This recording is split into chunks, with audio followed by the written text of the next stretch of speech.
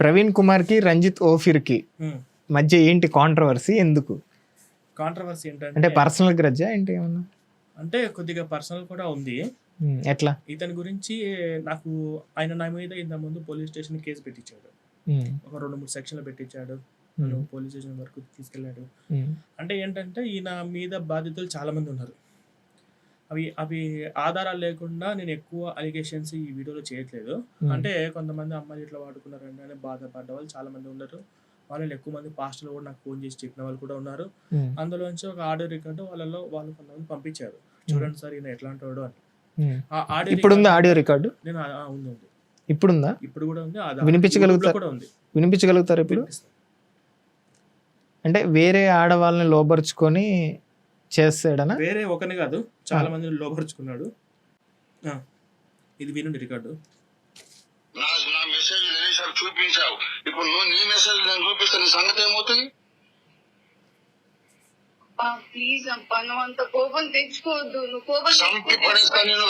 పనికి మారిందానా? నువ్వు నా మెసేజ్ రిలీజ్ ఎందుకు చూపించావు? నేను నీ మెసేజ్ చూపించానా మరి ఇప్పుడు? చెప్పు, చూపించరా? మాట్లాడు. తండ్రి, నీకు కూడా అంత కోపం వస్తే ఇంకా నేను అంత తప్పుడు దాన్ని కాదు కదా. నీవు నా మెసేజ్ చూపించావా లేదా? నావి కూడా చూపించాను, నీవే కాదు నావి కూడా నీవు నాకేం పంపించావు వాడిని చూపించానా మరి? అసలు ఎలిషాకి ఎందుకు చూపించాలి నువ్వు? నాకు బాధ అయిందప్ప ఆ రోజు. అందుకే నేను బాధ తట్టుకోలేకే నువ్వు అందరూ నాకు, నేనే కాకుండా అందరూ నీకు కన్యకలే అని చెప్తున్నావు కదా. నాకు అప్పుడు బాధ అయిందప్ప. నేను ఎందుకు నువ్వు నేను ఇంత అపార్థం చేసుకున్నాను, నన్ను ఎందుకు ఇంత అపార్థం చేసుకున్నావు నన్ను ఫీలింగ్ లో. నీవు నేను కావాలని నువ్వన్నావా నేనన్నా? నేనే కావాలన్నాను, ఇప్పటికే చెప్తున్నాను నాకు కావాలి రంజిత్. నేనే కావాలంటే నన్ను కూర్చుని నువ్వు ఎందుకు అలిషాతో మాట్లాడావు? నేను చెప్తున్నాను కదా ఒక విషయం. ఆ రోజు నాకు చాలా బాధ అయిందప్ప. బాధ ఎందుకైందమ్మా? నీకు బాధ అయితే నాకు ఇష్టం లేదు నాకు చెప్పాలి. ఇంకోటి చెప్పు. అంతకు అనలేదప్ప.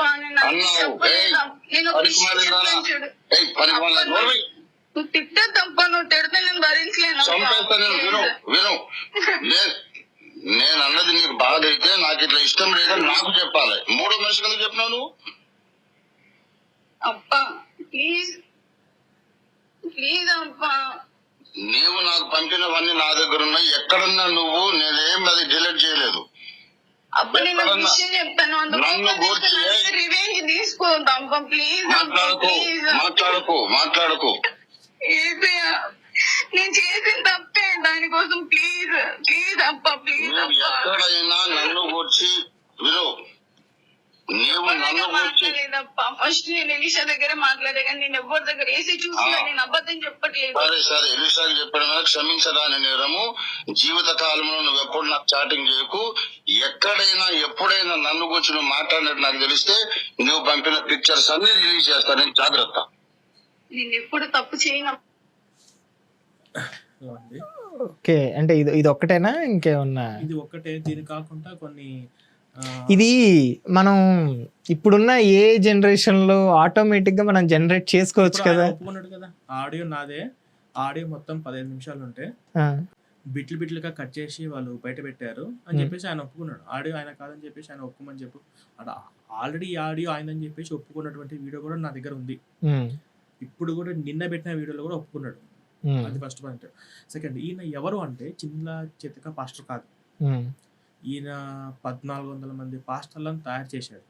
1400 మంది సంఘాలను ఈ 2 తెలుగు రాష్ట్రాల్లో కాకుండా దేశంలో కూడా కొన్ని చోట్ల ఈయన సంఘాలు కట్టించాడు. ఈయన వేదాలలో యేసు ఉన్నాడని,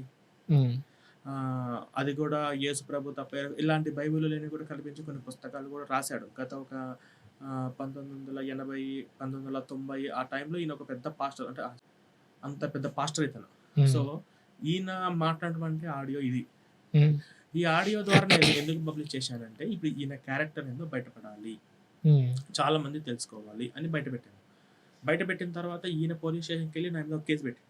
ఏంటిది అది? అది ఎఫ్ఐఆర్ కూడా చేపించాడు. నాకు సంబంధం లేని ఆడియో వీళ్ళు పెట్టారు,